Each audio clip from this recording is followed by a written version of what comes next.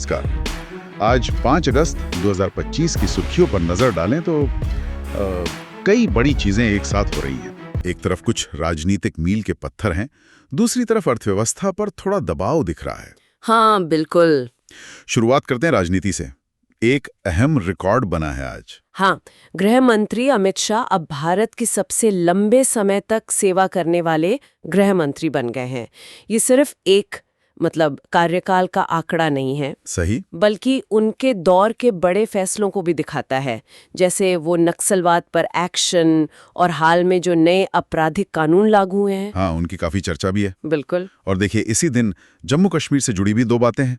एक तो अनुच्छेद 370 हटाए 6 साल हो गए, और दूसरी तरफ ये भी खबरें हैं कि जम्मू कश्मीर को शायद जल्द ही राज्य का दर्जा वापस मिल सकता है।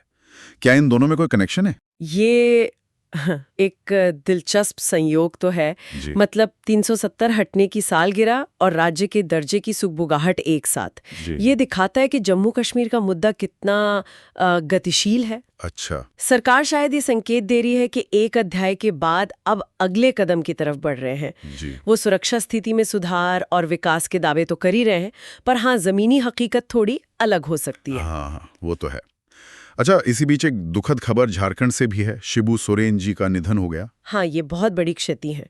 शिबू सोरेन झारखंड मुक्ति मोर्चा के संस्थापक।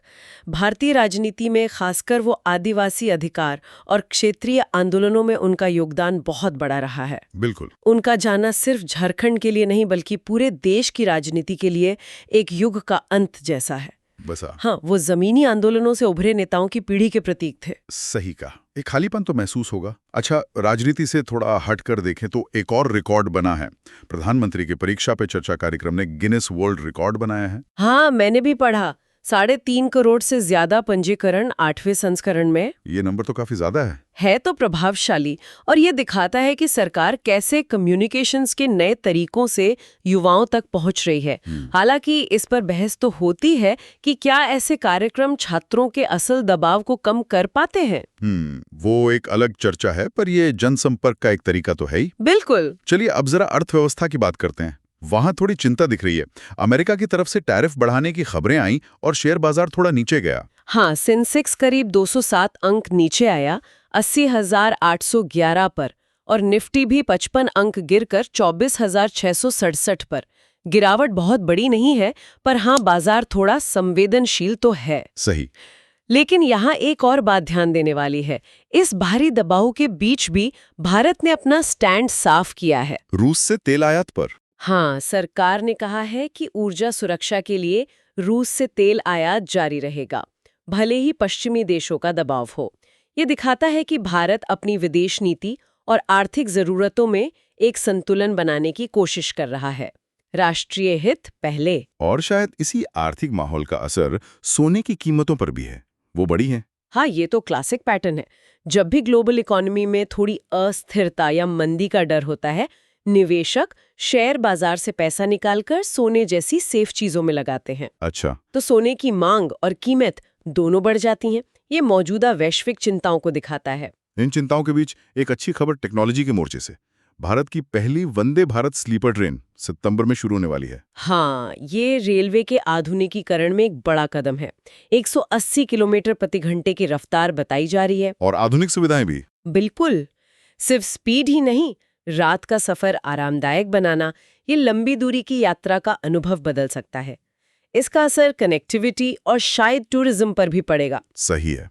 और खेल के मैदान से भी अच्छी खबर है। ओवल टेस्ट में भारत ने इंग्लैंड को हरा दिया, वो भी सिर्फ 6 रन से। बहुत ही रोमांचक जीत।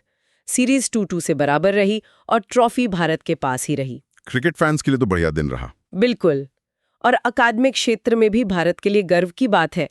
ताइपे में अंतर्राष्ट्रीय भाषा विज्ञान ओलंपियाड हुआ। अच्छा। हाँ, उसमें भारतीय छात्रों ने गोल्ड, सिल्वर, ब्रॉन्ज तीनों पदक जीते हैं। ये दिखाता है कि हमारे युवा सिर्फ क्रिकेट ही नहीं, विज्ञान और भाषा जैसे क्षेत्रों में भी इंटरनेशनल लेवल पर कमाल कर रहे हैं। ये वाकई बहुत अच्छी बात है। अच्छा, अंत में एक और बात। दिल्ली में आज सुरक्षा काफी कड़ी थी। ट्रैफिक एडवाइजरी भी जारी हुई। सोशल मीडिया पर भी 5 अगस्त को लेकर काफी बातें हो रही थी। हाँ, देखिए, अनुच्छेद 370 की वर्षगांठ जैसी तारीखों पर राजधानी में सुरक्षा बढ़ाना एक तरह की स्टैंडर्ड प्रक्रिया है, एहतियात के तौर पे, ताकि कोई गड़बड़ी ना हो। समझ गया। ये दिखाता है कि कुछ तारीखें अभी भी संवेदनशील मानी जाती हैं। तो कुल मिलाकर देखें, आज का दिन काफी मिला जुला रहा। राजनीतिक रिकॉर्ड, आर्थिक दबाव, तकनीकी तरक्की और राष्ट्रीय गौरव के पल। बिल्कुल, और ये हमें सोचने पे मजबूर करता है कि भारत कैसे एक साथ अपनी अंदरूनी प्राथमिकताओं जैसे स्थिरता, विकास और बाहरी चुनौतियों जैसे ग्लोबल ट्रेड टेंशन, जियोपॉलिटिक्स के बीच संतुलन साध रहा है। हाँ, ये संतुलन आगे कैसे बनता है, ये देखना दिलचस्प होगा।